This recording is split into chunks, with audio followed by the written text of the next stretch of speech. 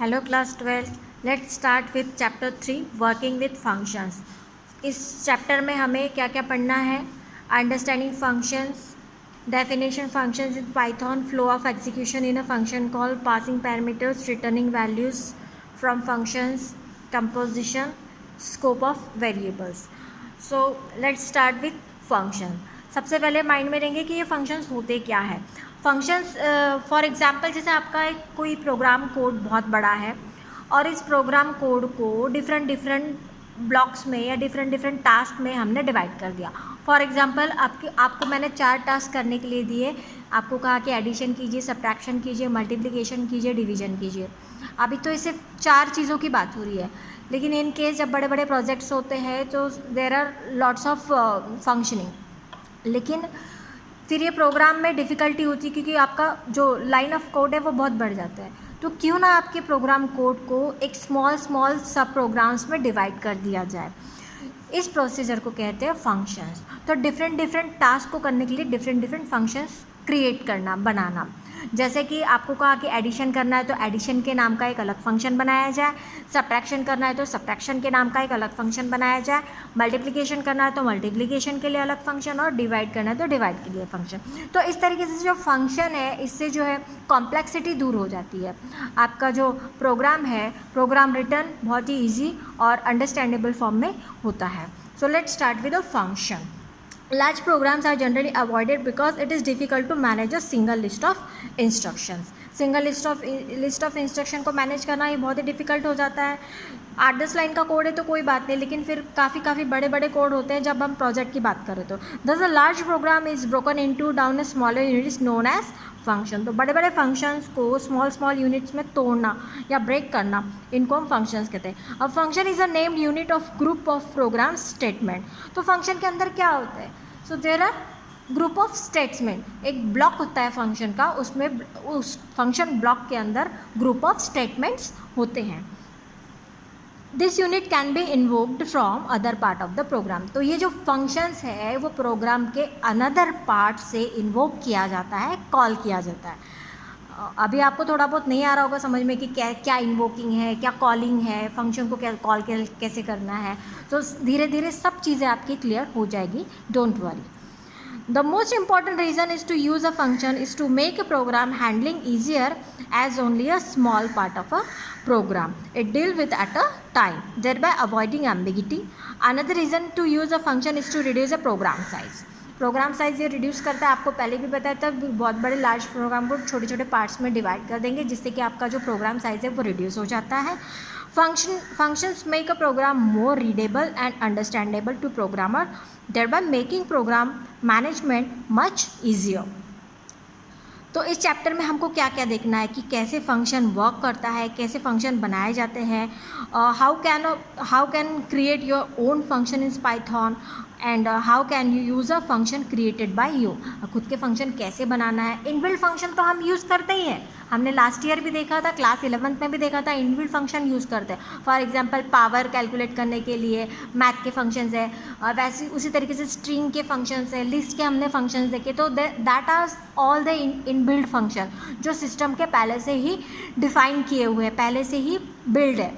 लेकिन हमको इस चैप्टर में पढ़ना है कि यूज़र डिफाइंड फंक्शन, कि यूज़र अपने फंक्शन कैसे क्रिएट कर सकता है।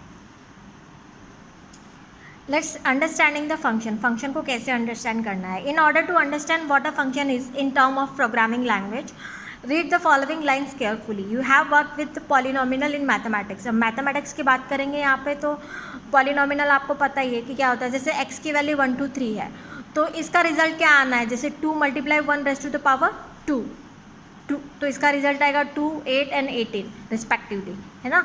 Now if we present the above polynomial as somewhat like, अगर इसको इस तरीके से प्रेजेंट किया जाए f ऑफ x, यहाँ पे f क्या है, here is the name of the function and x is the argument और पैरामीटर्स, है ना। सो देन वी से from the above calculations that अगर x की वैल्यू 1 है तो ये क्या कैलकुलेट करेगा 2, अगर x की वैल्यू 2 है तो ये आएगा 8, अगर x की वैल्यू 3 है तो ये आएगा 18। यहाँ पे आप देखेंगे, ये देख सकते हैं। उसके बाद में द नोटेशन, अभी ये इस फंक्शन की बात करें तो नोटेशन क्या होगा, f of x 2x² can be term as a function. Where for function namely F, function का नाम क्या है यहाँ पे एफ, और एक्स क्या है argument, X it's arguments that is the value given to it, मतलब जो भी वैल्यू आप फंक्शन को पास कर रहे हैं वो किस में जा रहा है एक्स में जा रहा है. And 2x² is it's functionality. The functioning it performs for different values of argument x, function F of x will return different result. ये जो वैल्यू है फंक्शन ये डिफरेंट रिजल्ट देगा depending upon the arguments value.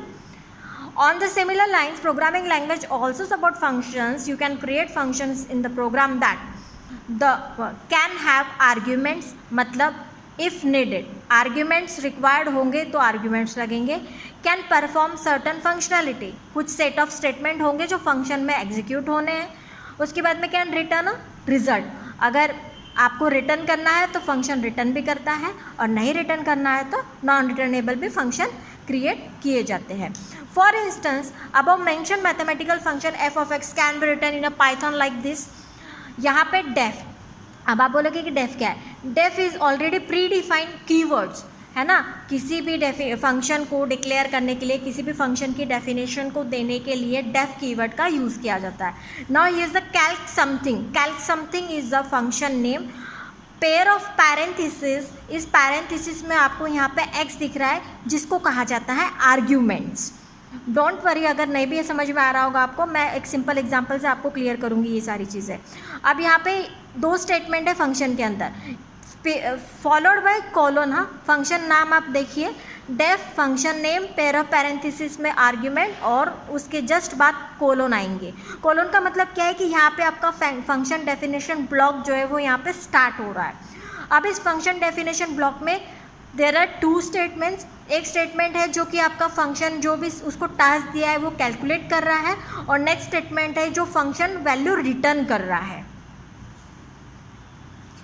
Where the def means function definition is starting. Def का meaning हो रहा है कि आपका फंक्शन का डेफिनेशन है वो स्टार्ट हो रहा है. Now the next is identifier following def. ये जो कैल्क समथिंग है इसको आइडेंटिफायर कहते हैं. आइडेंटिफायर मतलब यूज़र ने क्रिएट किया. अब ये कैल्क समथिंग ये फंक्शन का नाम है जो कि यूज़र ने क्रिएट किया, that's why it is called identifier. Identifier followed by def is the name of the function that is here the function name is calc something. The next point is the variable or identifier inside the parentheses are the arguments or parameters value given to the function. एक argument या parameters होता है जिसमें function को value pass की जाती है जहाँ से फंक्शन को कॉल करते हैं. That is here X is argument to function calc something. There is a colon at the end of the def line meaning it requires a block. मतलब इस लाइन के एंड में कोलोन आएगा, मतलब इस फंक्शन में कुछ ब्लॉक्स है जहाँ पे नंबर ऑफ स्टेटमेंट्स आने हैं. The statement intended below the function that is block below def line definition functionality working with the of function. This block is also called the body of the function. जो number of statement होते हैं function definition को declare करने के बाद में जो पूरा बॉडी होता है उसको हम कहते हैं फंक्शन बॉडी और body of the function. Here there are two statement in the body of function of calc something. उस कैल्क समथिंग फंक्शन के अंदर दो स्टेटमेंट है जो कि आपका एक स्टेटमेंट आपका कैलकुलेशन कर रहा है, दूसरा स्टेटमेंट है जो कि वैल्यू रिटर्न कर रहा है. The return statement return the computed result. The non-intended statement that are below function definition are not part of the function. Get calc something's definition. For instance, consider the example function given in the. अब यहाँ पे एक example दिया है, थोड़ा सा complicated है आपके लिए मैं, लेकिन सिंपल वाला भी आपको समझाऊंगी. यहाँ पे देखिए एक def calc something pair of parenthesis. अभी डेफ आपको पता है कीवर्ड है, फंक्शन डेफिनेशन को डिक्लेयर करने के लिए यूज़ किया है. कैल्क समथिंग ये फंक्शन का नाम है. पेयर ऑफ पैरेंथेसिस में यहाँ पे एक्स जो आर्ग्यूमेंट है और कोलन. अब ये स्टेटमेंट है फंक्शन के. आपका 5 लाइन का कोड है. यहाँ पे आप देखेंगे जो प्रोग्राम का एग्जीक्यूशन पार्ट है वो यहाँ से स्टार्ट होता है. बिगिन जो प्रोग्राम का एग्जीक्यूशन बिगिन होगा वो यहाँ से होगा. कहाँ से? ये पहले ए की वैल्यू एक्सेप्ट करेगा. इसने ए की वैल्यू एक्सेप्ट की. एक्सेप्ट करने के बाद में ये प्रिंट स्टेटमेंट पे आया. प्रिंट स्टेटमेंट के अंदर क्या हो रहा है? कैल्क समथिंग ए. ये क्या हो रहा है? इसको हम कहते हैं कॉलिंग। ये फंक्शन को क्या कर रहा है, कॉल कर रहा है। अब जैसे यहाँ पे कॉलिंग दिख रहा है, कंट्रोल ने कहाँ पे जंप किया, कंट्रोल ने डायरेक्टली यहाँ पे जंप किया, और ये जो ए में जो वैल्यू थी, जो आपने इनपुट ली, वो ए की वैल्यू किस में गई, एक्स में गई। एक्स में जाने के बाद में इस फंक्शन के अंदर जो भी कैलकुलेशन है, तो उसका कैलकुलेशन करके आर में स्टोर हुआ, और ये वैल्यू आर जो है वो रिटर्न करके किसको दे रही है, अगेन फंक्शन को रिटर्न करके दे रही है, और यहाँ पे क्या कर रहे हैं, उस वैल्यू को प्रिंट कर रहे हैं। आई होप आपके थोड़ा बहुत समझ में आया होगा। मैं सिंपल एग्जांपल से भी आपको समझाऊंगी इसको।